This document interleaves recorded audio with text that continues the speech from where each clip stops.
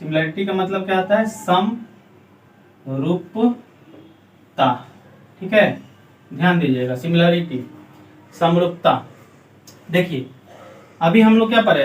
कन्ग्रुएंसी पर है ना। कन्ग्रुएंसी में क्या होता था कि शेप एंड साइज दोनों सेम होता था, और समरूप में क्या होता है, सिमिलरिटी में क्या होता है कि केवल इसमें शेप जो है सेम रहेगा, साइज सेम नहीं रहेगा। मतलब देखने में एक जैसा लगेगा लेकिन फिगर बड़ा छोटा रहेगा, एक साइज का फिगर नहीं रहेगा। वो क्या कहलाएगा?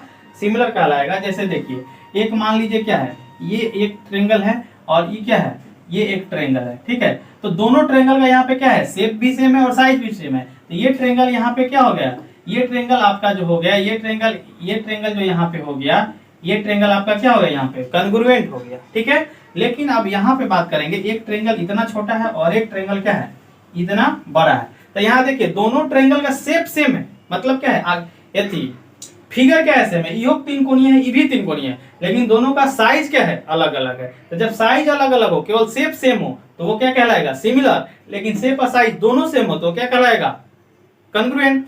बस यही दोनों में अंतर है। ठीक है, अब आगे बढ़ते हैं कि सिमिलर में क्या क्या कंडीशन है, इसमें क्या क्या होता है। ठीक है, तो आप ध्यान दीजिएगा, संगत कोण, ये सब असंगत भुजा तो समझिए गए। तो देखिए दो त्रिभुज अगर सिमिलर होगा, दो त्रिभुज अगर सिमिलर होगा तो उसका संगत कोण बराबर होगा, और साथ ही साथ उसके संगत भुजाओं का अनुपात क्या होगा, बराबर होगा। जैसे मान के चलिए यहाँ पर एक त्रिभुज है, इसका नाम है ए बी और सी। दूसरा त्रिभुज हम ले लेते हैं, इस त्रिभुज का क्या नाम देते हैं, इस त्रिभुज का नाम देते हैं डी ई और एफ। ठीक है, ध्यान दीजिएगा, यहां पर कह रहा है, यहां पर क्या कि ये जो दोनों त्रिभुज है ना, ट्रायंगल ए बी सी, ठीक है, ये क्या है, सिमिलर है किसके, ट्रायंगल डी ई एफ के। ठीक है, देखिए ये केवल सिमिलर का साइन है। सिमिलर का साइन क्या होता है, ऐसे आप खाली कर दीजिए, इसके नीचे दो लाइन खींच दीजिएगा ना, तो क्या हो जाएगा, कन्ग्रुएंसी का साइन हो जाएगा। ऐसे दो खींचे तो क्या हो गया, कन्ग्रुएंसी हो गया। वैसे क्या हो गया, केवल सिमिलर का साइन हो गया। ठीक है, तो अगर ये दोनों ट्रायंगल क्या है, सिमिलर है, तो जब ये सिमिलर होगा ना, तो जानते हैं इसका जो है कॉरस्पॉन्डिंग एंगल क्या होगा, इक्वल होगा। यानी कि ए किसके बराबर होगा, डी के, बी किसके बराबर होगा, ई के, ठीक है, और सी किसके बराबर होगा, एफ के। ठीक है, अगर ये ट्रायंगल सिमिलर है तो ऐसा होगा, तो एंगल बी बराबर क्या होगा, एंगल ई, और एंगल सी बराबर क्या होगा, एंगल एफ। ठीक है, दो ट्रायंगल सिमिलर है तब। और साथ ही साथ ये तो पहला कंडीशन हो गया।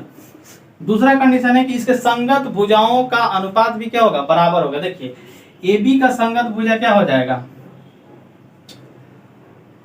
डी, और उसी तरह से ए सी का संगत भुजा क्या हो जाएगा, डी एफ, और बी सी का संगत भुजा क्या हो जाएगा, ई एफ। ठीक है, तो यहाँ पे देखिए ए बी जो है, A B by D E बराबर क्या हो जाएगा, बी सी बाई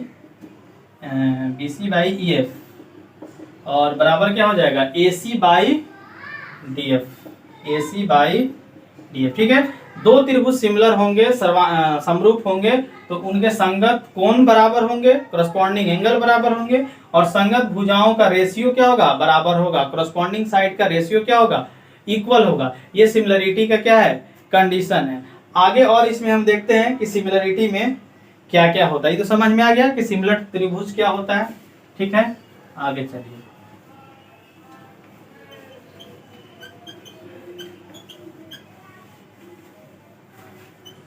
अब आगे देखिए, ये जो कहता है कि अगर दो त्रिभुज समरूप हैं तो उनके दोनों त्रिभुज के क्षेत्रफल का जो अनुपात होगा उनके संगत भुजाओं के वर्ग के अनुपात के बराबर होगा। मतलब ratio, area of two triangle is equal to the ratio of square of their side. जैसे कि यहाँ पे मान के चलिए ये क्या है, एक ट्रायंगल ले लेते हैं। इस ट्रायंगल क्या नाम है, ए बी और सी है।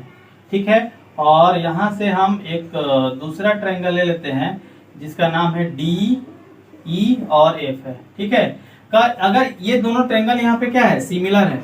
ट्रायंगल ए बी सी क्या है, सिमिलर है किसके, ट्रायंगल डी ई एफ के। ठीक है, तो जब ये triangle A B C D F के सिमिलर है तो इसके कॉरस्पॉन्डिंग साइड और रेशिया में एक कॉरस्पॉन्डिंग साइड और एरिया में क्या होता है, एक रिलेशन होता है।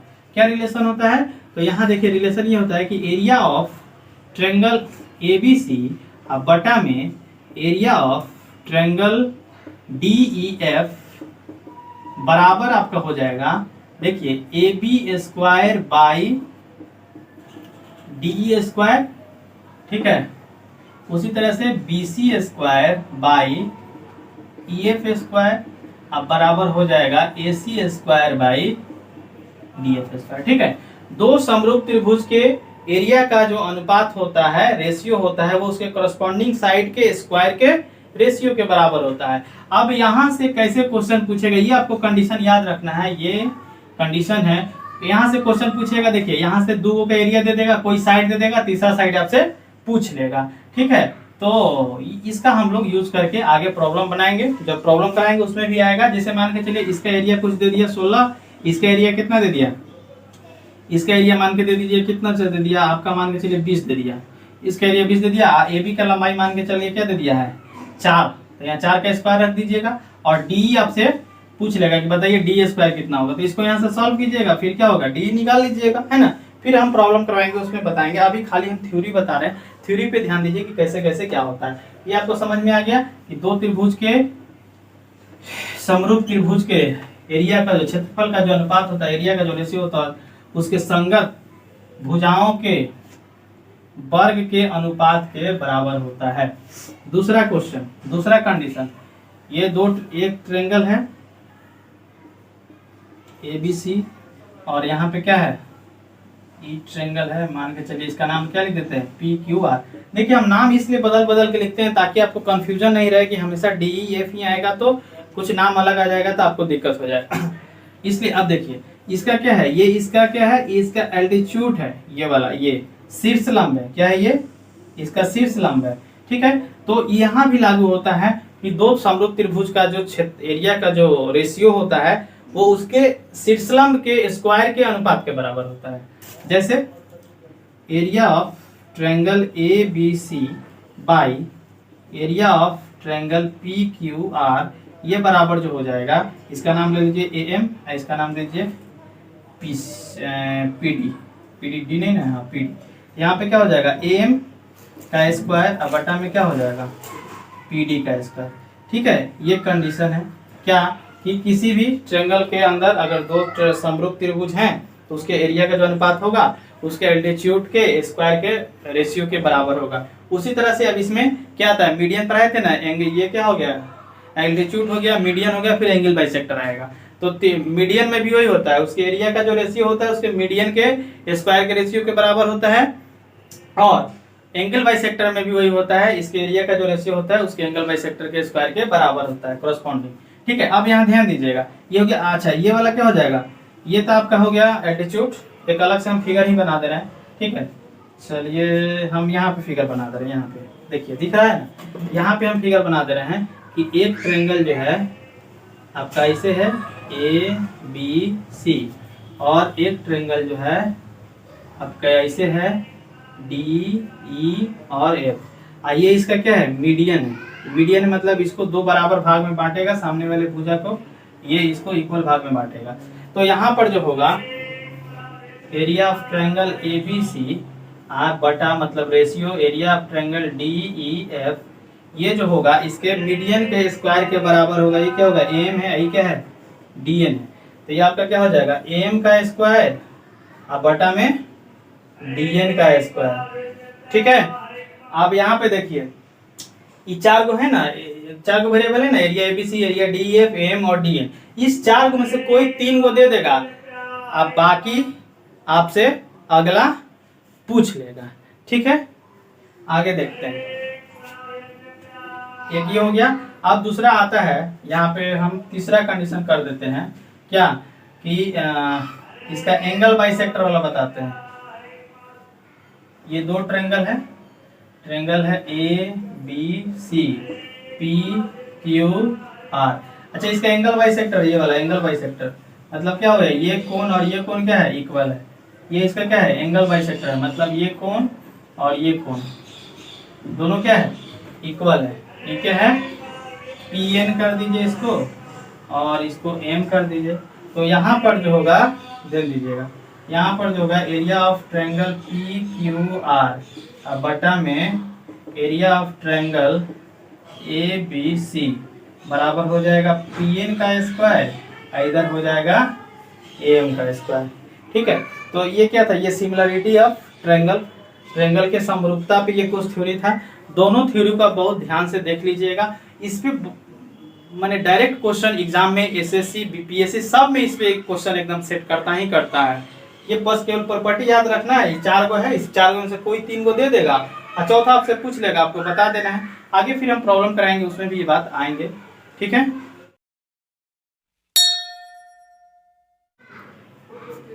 थ्योरी तो समाप्त हो गया। अब यहाँ से कुछ इंपॉर्टेंट फैक्ट्स है जो कॉन्ग्रुएंसी और सिमिलरिटी में रिलेशन है, उसको हम लोग देख लेते हैं। तो पहला फैक्ट ये कहता है कि सारे के सारे कॉन्ग्रुएंट जो ट्रायंगल होंगे वो क्या होंगे, सिमिलर होंगे। ठीक है, all congruent triangles are similar but all similar triangles are not congruent. ध्यान दीजिएगा, सारे के सारे जो सर्वांगसम त्रिभुज हैं वो समरूप होंगे, लेकिन सारे के सारे समरूप जो त्रिभुज होंगे वो सर्वांगसम नहीं होंगे। क्यों?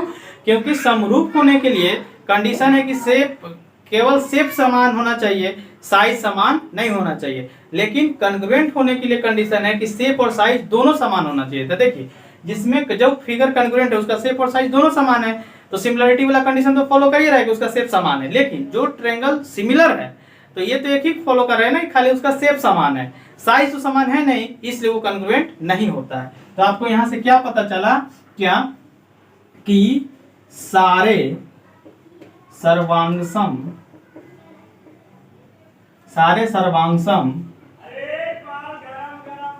त्रिभुज, सारे सर्वांगसम त्रिभुज क्या होते हैं, समरूप होते हैं, समरूप होते हैं। ठीक है, लेकिन इसका उल्टा, लेकिन सारे समरूप